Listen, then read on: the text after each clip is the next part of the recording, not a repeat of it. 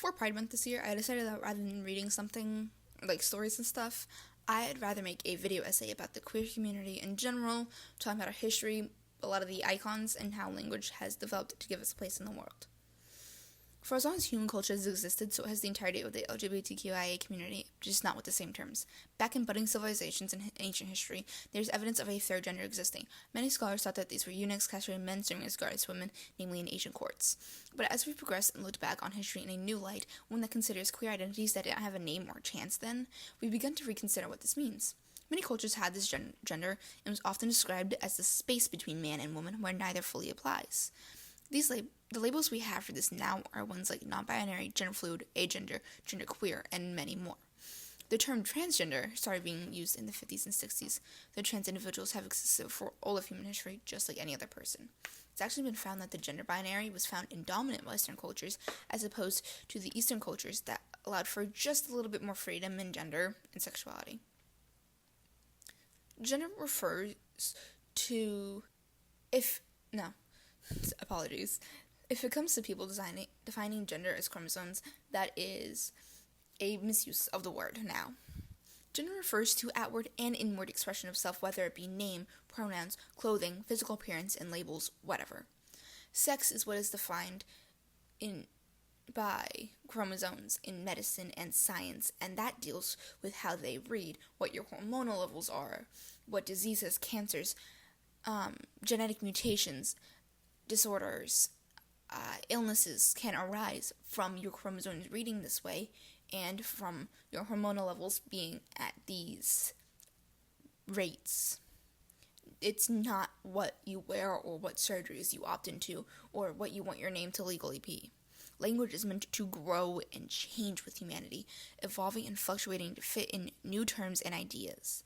If we stuck to the idea, because it meant this then, it can't mean this now, we'd be stuck with a handful of words in some very, very archaic diction.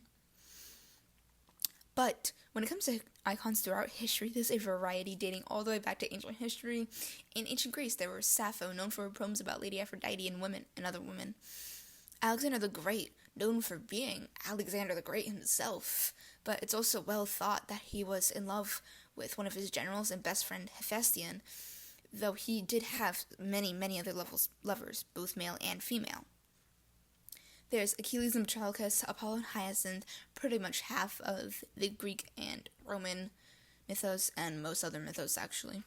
There's Oscar Wilde, Alan Turing, Frida Kahlo, Freddie Mercury, Elton John, David Bowie, hundreds. If I started listing them, I'd probably spend the whole video on it. But that doesn't mean I won't talk about many of the icons, because I will, and that will be the rest of this video. Because of the fewer labels at the time, there's no direct mention of Alexander the Great being bisexual, as that was seen to be normal. New brides would be encouraged to cut their hair short like a man's, to ease their husbands into heterosexuality when their husbands came back from war or were soldiers, as that was very normal for them to sleep together or date each other. And the Greeks generally didn't care, so there was not any taboo nature of it. They didn't have homosexuality and heterosexuality the way we do now. They had who gives, who receives, who's top, who's bottom, pretty much. When Hephaestion died, Alexander would refuse food and drink for 2 days, threw himself across his dead body, and cried for that whole day and the following night, despite several people trying to get him off to take care of himself. He had cut his hair in order that all horses should have their manes and tails cut also, and organized an ornate funeral for Hephaestion, even including a large pyre and public mourning period. On the pyre there are 7 layers of golden objects, and shrines were constructed for him, worshipping him as a divine hero, as he could not be worshipped as a god. He had even ordered for the sacred flame to be extinguished in his grief, something that reserved for when he himself, the great king, had died. Sappho, on the other hand, was attracted to pretty much any and every feminine individual from what we know, so much so that there's a whole identity named after her. Sappho is very well known for her poems about Lady Aphrodite, writing about how she was vexed by her beauty, longing for the goddess herself. Unfortunately, Sappho's works have been lost in time or become incomplete over the centuries of them existing. Sappho had often declared that she was too overcome by want for a woman to weave. She literally invented the excuse, "Sorry guys, I'm too gay to work today." Alan Turing was a mathematician, logician, computer scientist, cryptanalyst, philosopher, theoretical biologist. His work had laid the foundations for artificial intelligence and modern computer science, pretty much everything we have now. He played a very large role in breaking the Nazis' Enigma code in World War II, helping to turn the tides in favor of the Allies, and reshaping the climate of the world today, just all of it. All of his achievements were disregarded and downplayed from the fact that he was a gay man and it was illegal to be gay in Europe, specifically Britain at that time. He was persecuted and agreed to go under chemical castration and take hormonal treatment to suppress his sexual urges for being gay, and had all of his achievements that fundamentally shaped the world disregarded because of it.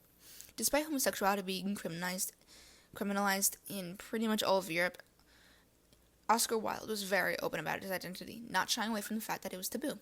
He was often described as not necessarily flamboyant, but he just had that very fun charm to him. I've lost the word at the moment. He would eventually be convicted for gross indecency and homosexual acts, also known as sodomity, I think is how you say it, which he would perform hard labor as punishment, and he's just, okay, whatever. Marsha P. Johnson was thought to have thrown the first shot glass at Stonewall. The shot glass hurtled around the world, and while she didn't, she apparently did climb on a lamppost and drop a purse of bricks on a cop.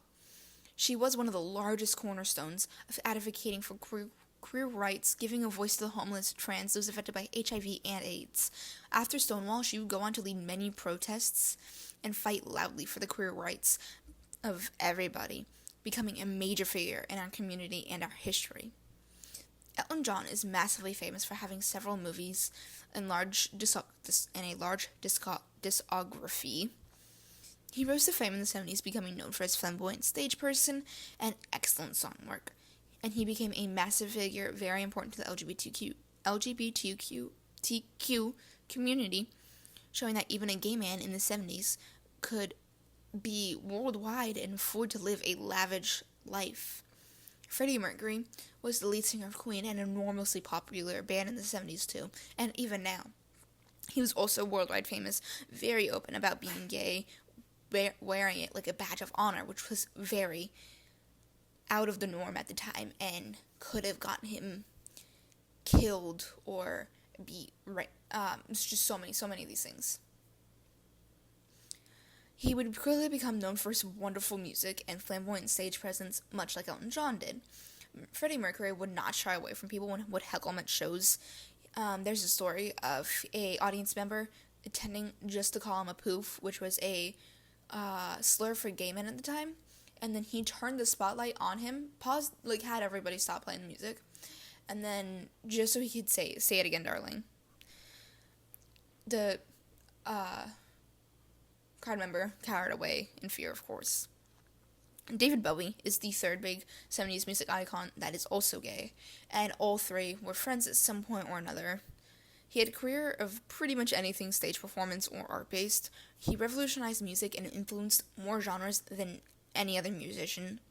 He first gained international fame from the release of Space Oddity and his alter ego Ziggy Stardust, and from that point he kept going up and up and up, making massive changes and permanent changes to the music sphere that we still see to this day. Thank you all for being here and watching this video. If you enjoyed, please like and subscribe. That means a lot to me, especially since I am trying to grow my channel, but I find it hard with a proper posting schedule, so I do try to make that up for in video quality or my humor, but as you can tell, that's not always able to show through, especially when I'm going on little rants. I do have a Good Omens video I am working on right now. It's going to be like 10-ish minutes, so if you guys want to see that, definitely stick around. Put the bell on, maybe. I don't upload regularly at all, but when I do upload, it is funny. To me, at least. I like to make jokes on my videos. So if you enjoyed your time here, come leave a comment in the description. Tell me what you like, who you'd like me to cover in the future, what you'd like to see me talk about, and once and for all, Have a good day. Bye. I love y'all. Stay safe.